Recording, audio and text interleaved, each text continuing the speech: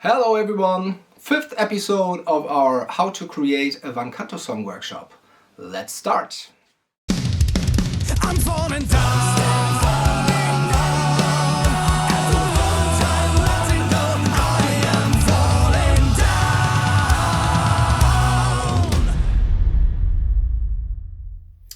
Okay, let's talk about the lead voices, the lead vocals in Falling Down. And the exciting thing about Falling Down and all songs on To the Power of 8, or most of the songs, is the combination of the three lead singers and how they play together within the composition. So there are parts where you can hear just one main singer and the others doing some choir answer stuff. So for example, in the verse, this is the case.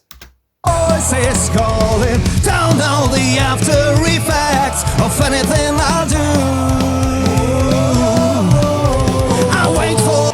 So this is straightforward, having one singer and then two singers doing the whoa answer. And the exciting thing is when the voices overlap each other. For example, after the first chorus, we have that small part where all three lead singers are singing and overlap each other. Moment time, letting go. I am falling down. Is there a secret side to the thing I will die for? A reason for the thrill. Chords left I haven't tried. A melody I write for you. The same of my will. In a second you.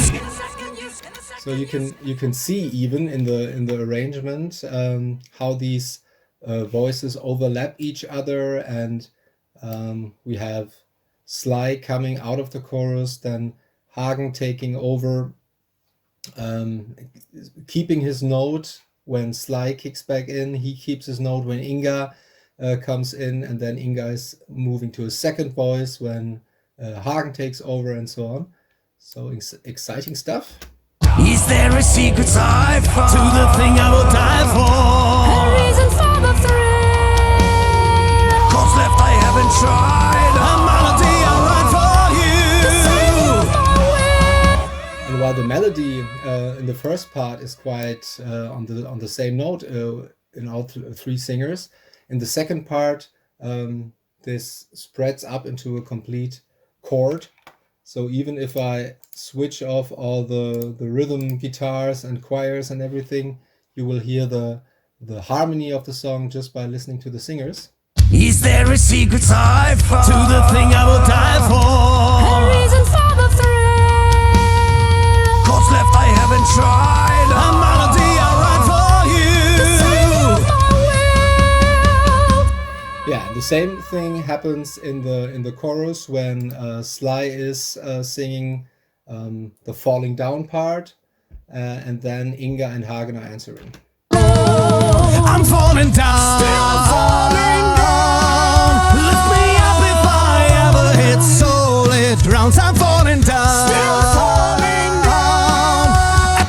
So you can hear how Sly is singing the lyrics of the song, I'm falling down, and then switching into a supporting voice with like a second voice to the falling down answer of Hagen and Inga. So this is also something that Canto lead singers have to have in mind, that there are many parts, especially Inga, where she switches between being a lead singer and being part of a choir, or even having the function of an instrument.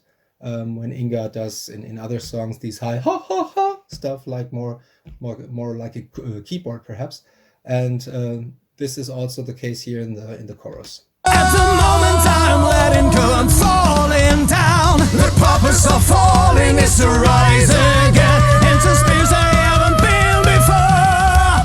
I'm falling down. Still falling down. At the moment I'm letting go, I am falling down.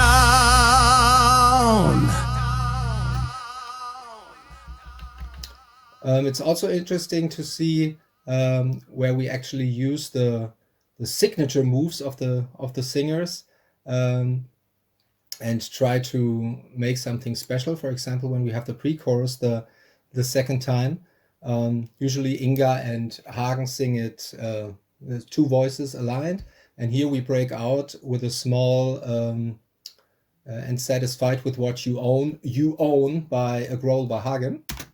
In the second you stop thinking, you will feel unconcerned and satisfied with what you own. There is one combination. So this is also a trademark where you can show something special of one singer by breaking out of an arrangement that has been played like 2 or 3 times before.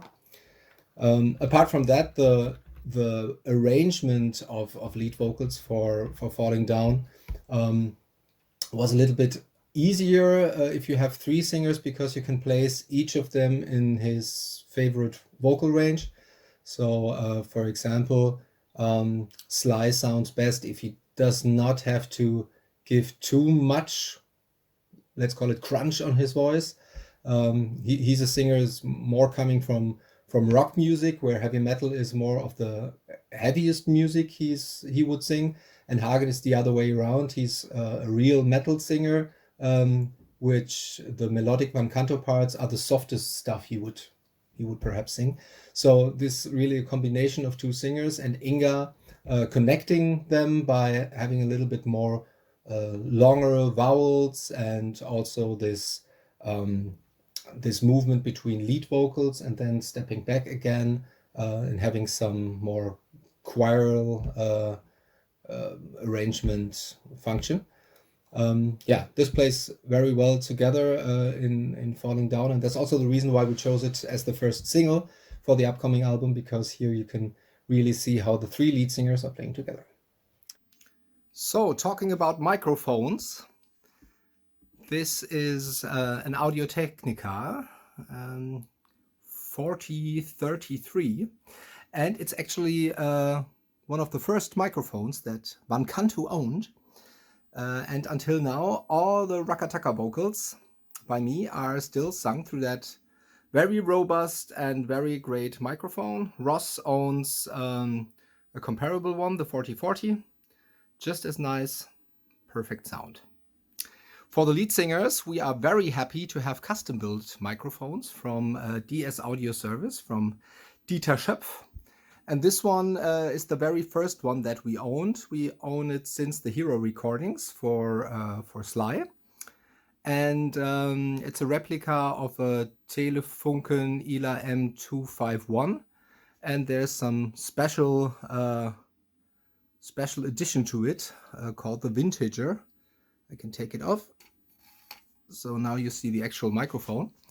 And this Vintager works a little bit like a compression tool in the mid-range. So it's a perfect fit for Sly's voice. We did a shootout back then, which microphone is the best. Dieter and Charlie Bauerfeind, I think we checked around 8 microphones for each singer. This was the perfect choice for Sly and is ever since. And I also use it for the Hevatar lead vocals. The next one is a convertible, where you can have different capsules and different electronics matched. This is a replica of the AKG C12. Perfect fit for both Inga's lead vocals and Ike's bass vocals. In the last recordings, I think since Break the Silence, we always rented an AKG C12 for the recordings, and I think for Voices of Fire we finally decided to get our own. So also beautiful microphone, especially in combination with this one. And for the latest recording for To the Power of 8, we have one new family member, which is actually a transistor microphone. So the other ones are with tubes. This one is a transistor microphone. It has a very special sound to it, so it's really something that you need to try out for different singers, but we noticed that this is a perfect match for Hagen's voice. It has a very, very transparent low end, which is very important if you consider Hagen's vocal range. And it's also very powerful and transports the aggression very much, especially with that nice hot switch back here, which is of course turned on. Yeah, this is a nice microphone selection for recording Canto and Metal A Cappella. Okay, and once we have a great microphone signal from a great lead singer, we need great microphone preamps to actually record the sound. And here I have a nice tool, the SwitchMate, where I can switch different microphones to different preamps. So I don't have to rewire any cable stuff, but just have to press some buttons. I like that. Yeah, this one is the SPL Channel 1. We've been using it from the very first album to the latest production, mainly for lead vocals. What I personally like is like the very vocal compatible automatic compression feature. So it's a rather clean sounding preamp, but really great for lead vocals.